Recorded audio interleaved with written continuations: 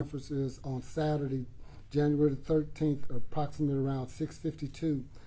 Fort Bend County Sheriff's Deputy responded to the 1700 block of Crane Lane in Richmond. We were responding to a call made by a juvenile who made a statement that someone was at the home shooting family members. When deputies arrived, they found two surviving children hiding from the shooter. 5 people were found dead. 3 adults and 1 8-year-old child. And then the shooter committed suicide. So we had 4 homicides at this event. This event is something that we prayed that would never happen. This event is something that we pray that we could prevent, but something like this sometimes is non-preventable. We work hand in hand with the Women's Center. Our detectives that were out there on the scene handled the scene with respect and dignity as much as we could to investigate what had happened. The family members had no idea what was going to happen. Through the investigation, we found out that the suspect was returning home to return a child from visitation. The grandmother was trying to take the child to bring him in, and the suspect wanted to come into the home, and the grandmother allowed him to come into the home, had no idea his intent. When he met his ex-wife at the home, our investigation showed that he wanted to get reunited, and when she refused, that's when the shooting supposedly took place. At this time, I would ask Miss Windland, from the Women's Center to come up to speak, to let everyone know that there are services here in Fort Bend County that you can use when you suspect any type of domestic violence or anything like that, to reach out to law enforcement. Now I would have Ms. Windland to come up at this time from the Women's Center to say a few words. Thank you, Sheriff Fagan. You know, Fort Bend Women's Center has been serving this region for over 43 years, and our deepest sympathies to the family and over their great loss. You know, there are a lot of signs and warning signs of domestic violence, and it's important for people to realize that there are good resources out there to get help, and early on. If an individual is in a relationship if an individual in a relationship, family, or household is using violence or coercion to keep control over another person, then domestic abuse is happening.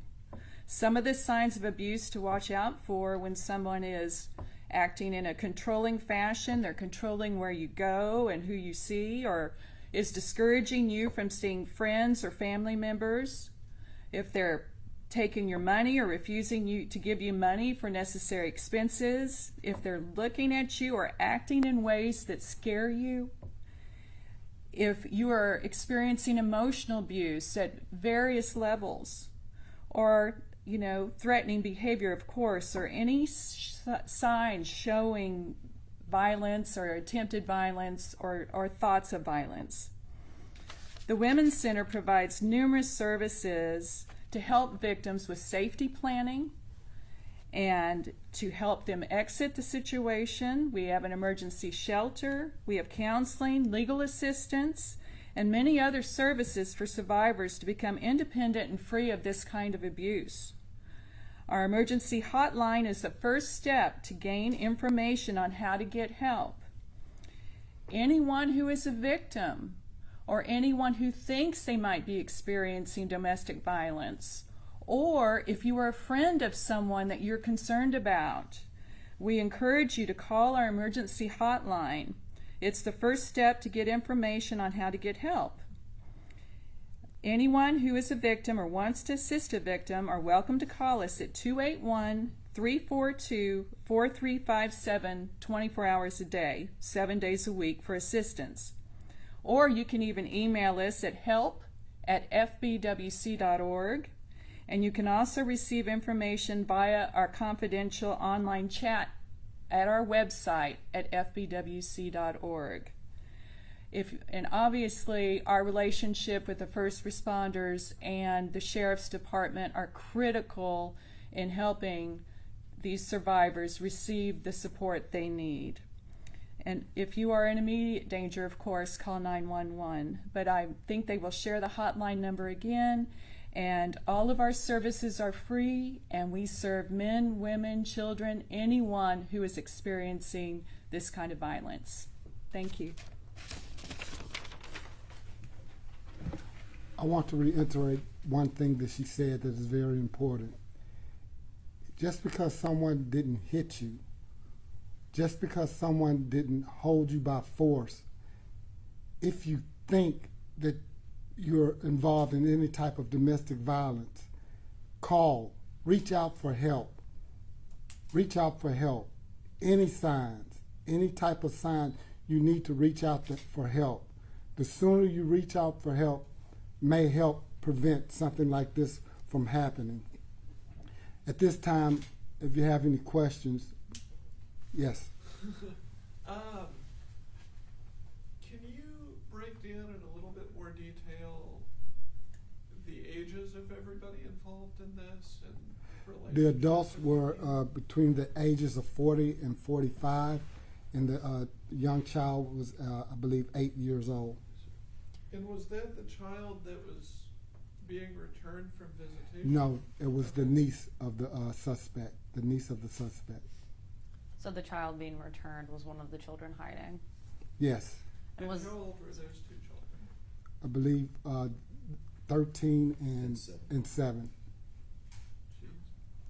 And was everyone in the house related? Yes.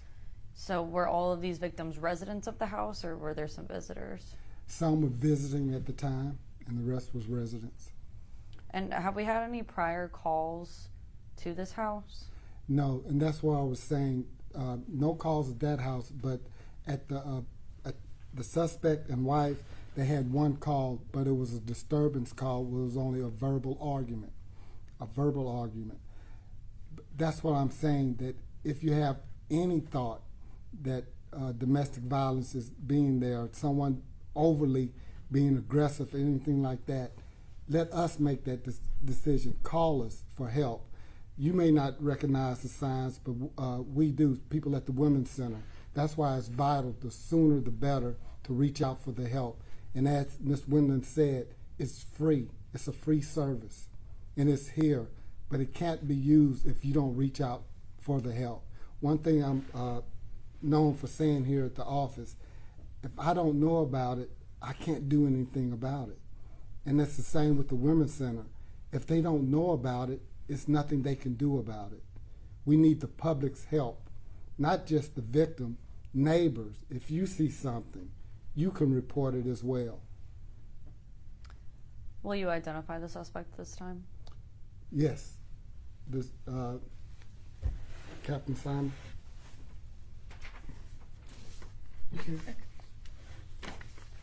The suspect is 46-year-old Ulrich Alfonso Barrett. Can you spell that? A-L-R-I-C-K, Alfonso, A-L-P-H-A-N-S-O, Barrett, B-A-R-R-E-T-T.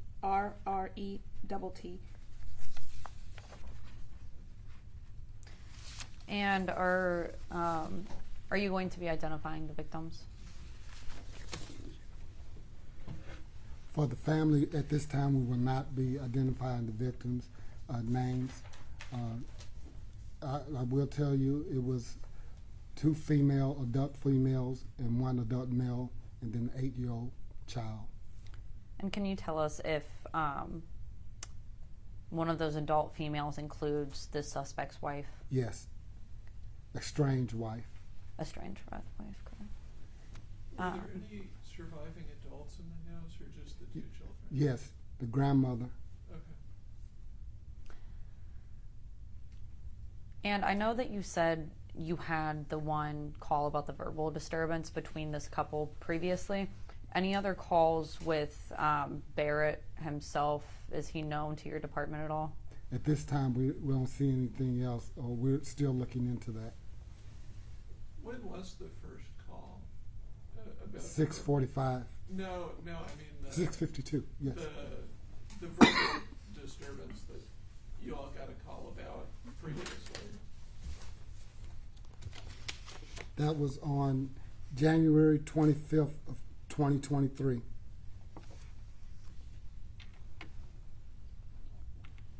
How long did it take deputies from when the call came in to when they first arrived?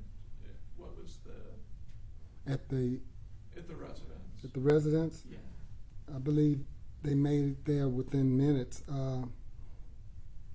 It had already taken place, so I can get you the time a little bit later, but it was minute, but it wouldn't have made any difference. It already had happened. Sheriff, can you talk about domestic violence cases from last year? Yes, right now in Fort Bend County,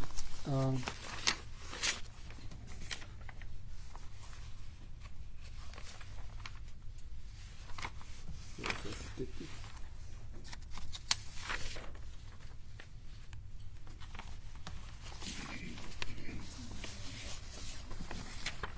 I can speak to many people and stuff. Yeah.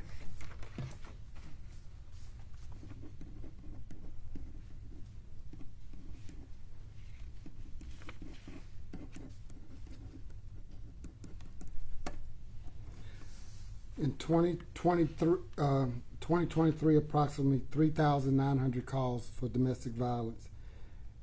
In 2024, as of to date, 160. Domestic violence is a crime that is sometimes underreported, and that's was one of my campaign pledges to address domestic violence. It's one of the most unreported crimes out there, because sometimes because of embarrassment, or sometimes because of they're afraid to reach out to law enforcement or the culture of the family. We have to stop that stigma. We have to stop that stigma to save lives and to save individuals. This type of crime, it affects the whole family for generations, and not just the family, but the community as well. I believe Ms. Wimland wanted to talk about some numbers with our agency as well. Just to give you perspective, last year in 2023, we served over 2,300 survivors. That includes men, women, and children. About 40% of those are children who have received services from us as well. And we saw about a 5% increase. And those are just the folks who came and received services from us. Our emergency hotline receives, on average, over 10,000 calls a year. And that can be anything from just, innocent inquiries to people who are in immediate danger. So we have seen an increase in the numbers of folks we're serving.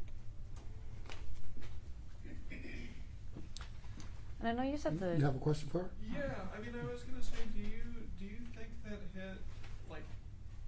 has there been an increase in domestic violence locally, or are people getting better at calling and reporting these things, or is it a combination of both? That's a really great question, and I think it's a combination probably of both. And of course, post-COVID, we had some strange dynamics during COVID in that our calls actually initially went down because the victim or survivor was pretty much trapped there with their abuser in their home. So the numbers were a little odd, over 2020 and 2021, but yes, we have seen an increase. And we continue to expand our services, but unfortunately we have most of the time waiting lists because the demand is so great. I know you said the grandmother survived. Is that suspect's mother or No, the wife's mother? victim's mother. And are the children in family custody? Or At this time, they are.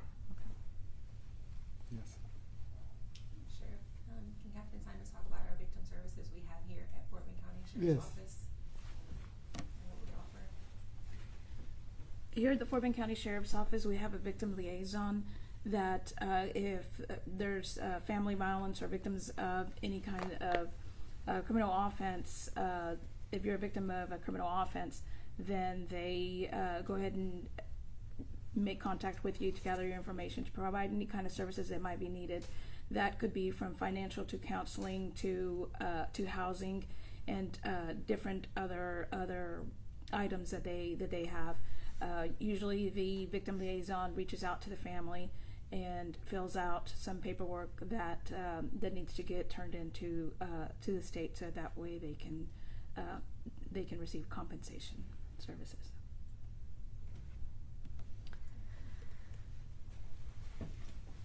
I know this is kind of a hard question, but when it comes to the crime scene itself, were all of the victims in one space, or did it seem like this suspect went throughout the house?